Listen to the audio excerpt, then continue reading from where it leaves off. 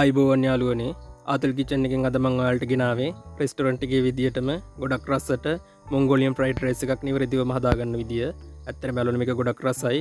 කිසිම කෘත්‍රිම රසකාරකයක් නැදා අපි මේ සුපිරිම රයිස් එක හදනවා. අපි එහෙනම් බලමු හරියට පිළිවෙලට මේ ෆ්‍රයිඩ් රයිස් එක ගොඩක් රසට හදාගන්න කොහොමද කියලා.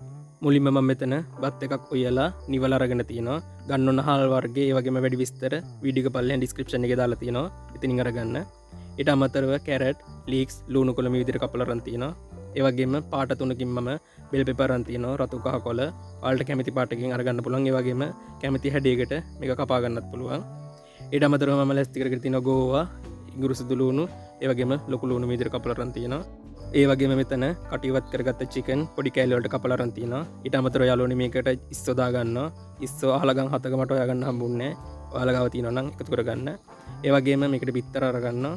සෝයා සෝස්, ඒ වගේම තක්කාලි සෝස්, කෑලි මිරිස්, ගම්මිරිස් කුරු ටිකක්, ඒ වගේම ලුණු.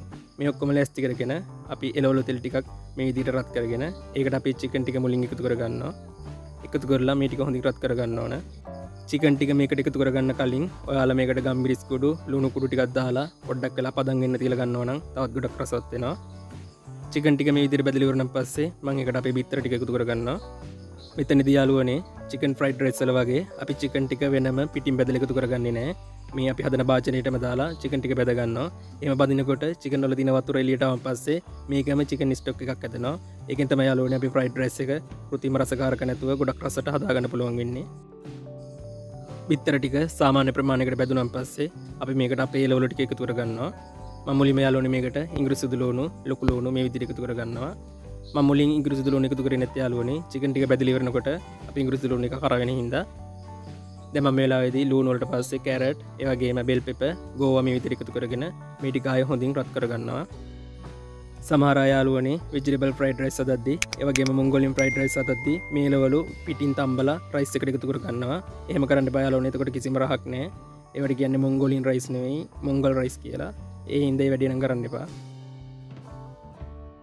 මේ ටික අඩු ගින්දරේ ටික වෙලා වරත් කරගත්තන් පස්සේ යාළුවනේ මේකට මම සෝස් ටික එකතු කරගන්නවා.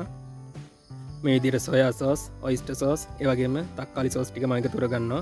සෝයා සෝස් වලට මම සීනි ටිකක් දාලා ඒක දී කරගෙන අරගෙන තින්නේ. ඔයාලා ඔක්කොම වීඩියෝ එක පල්ලෙන් දාලා තියෙන විදිහටම හදාගන්න. සෝස් ටිකත් එකතු කරගත්තන් පස්සේ ආයෙත් අඩු ගින්දරේ මම මේක ටික රත් කරගන්නවා. සාමාන්‍ය යාළුවනේ මේ ෆ්‍රයිඩ් රයිස් එක චයිනීස් එකකින් එහෙම ගත්තා නම් ඒක රජින මොටෝ ඒ වගේම චිකන් ස්ටොක් පවුඩර් එහෙම එකතු කරලා තමයි අපිට දෙන්නේ. අපි ඒව නොදා තමයි මේක හදාගන්නේ. දැන් මේක ටික වෙලාවක් හොඳින් රත් වුණාන් පස්සේ අපි බත් එක මේකට එකතු කරගන්නවා. මතක ඇතුව ඔයාලා බත් එක උයලා හොඳටම නිවලා අරගන්න.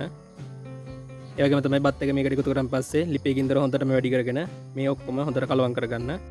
ෆ්‍රයිඩ් රයිස් එක හදන්න නිවිච්ච බත් ගත්තට රයිස් එක හදන වෙලාවට යාළුවනේ ගින්දර වැඩිපුර තියාගන්න. එතකොට තමයි අපි දාපු අමුද්‍රව්‍ය බත් ඇට වලට හොඳට උරාගෙන අපේ ෆ්‍රයිඩ් රයිස් එක ගොඩක් රසවත් වෙන්නේ.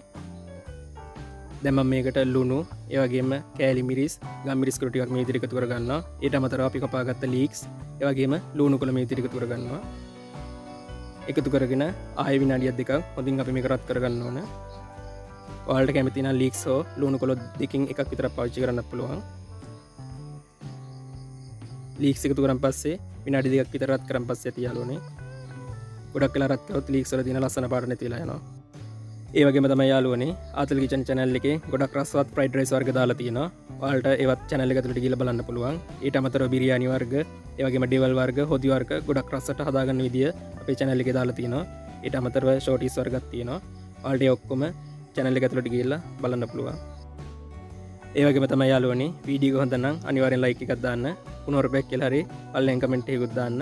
ඒ වගේම තමයි යාළුවනේ ඔයාලට මේ ෆ්‍රයිඩ් රයිස් එක තවත් ගොඩක් රසට හදා ගන්න ඕන නම් පල්ලෙහා තියෙන subscribe button එක බලලා එහා පැත්තේ තියෙන bell එකටත් ටින් ගාලා තට්ටුවක් දාගෙන යන්න.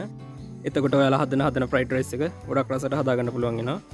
දැන් යාළුවනේ විනාඩි දෙකක් විතර මේක හොඳින් රත් කරගත්තන් පස්සේ මම මේක මේ විදිහට ලිපෙන් අයින් කරගන්නවා. මේ තියෙන යාළුවනේ අපි හදාගත්ත රසම රස මොංගෝලියන් ෆ්‍රයිඩ් රයිස් එක රසයි වගේම යාළුවනේ මේක ගොඩක් ලස්සනයි. බෙල් පෙපර් එකතු කරගත්තන් පස්සේ ගොඩක් ලස්සනට අපි මේක හදාගන්න පුළුවන්. එහෙනම් යාළුවනේ ඔයාලත් අනිවාර්යෙන් හදලා බලන්න. වීඩියෝ එක හදන අනිවාර්යෙන් කලින් කිව්වා වගේ කමෙන්ට් එකකුත් දාන්න. subscribe කරන්න channel එක. එහෙනම් තවත් ගොඩක් රසවත් වීඩියෝ එකක් කරගෙන මම ඉක්මනට මෙන්නම්. ගොඩක් ස්තුතියි මගේ වීඩියෝ එක බලුවට.